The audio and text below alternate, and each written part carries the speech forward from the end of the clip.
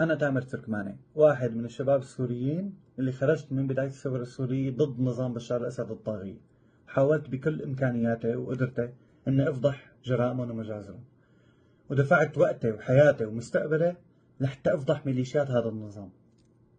بعد سقوط النظام السوري سمعنا إنه في تسويات عم تقوم فيها الحكومة الجديدة بحق رموز من النظام البائد. قلنا معلش، أكيد الحكومة الجديدة عندها رؤية معينة وسياسة وغاية من وراء هي التسويات. يمكن هن عندهم رؤية نحن ما بنعرفها. لازم ندعم حكومتنا لأنه احنا تعبنا لو وصلنا لمرحلة نشوف النظام بسوريا متغير.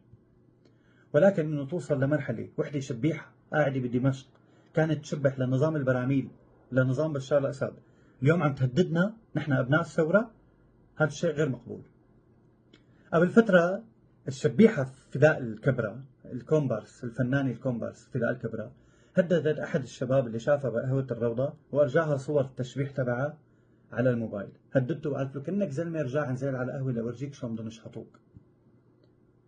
بعدها هددت صبية اسمها لبنى الأصيل، اللي أنا بعرفها معرفة شخصية وبعرف شو قدمت للثورة وبعرف شو قدمت ودعمت أهلنا اللي كانوا محاصرين.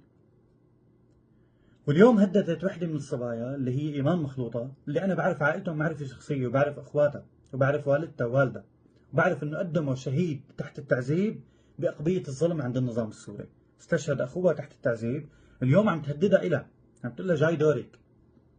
هل هذا الشيء مقبول؟ قال هي مدعومة من الحكومة الجديدة.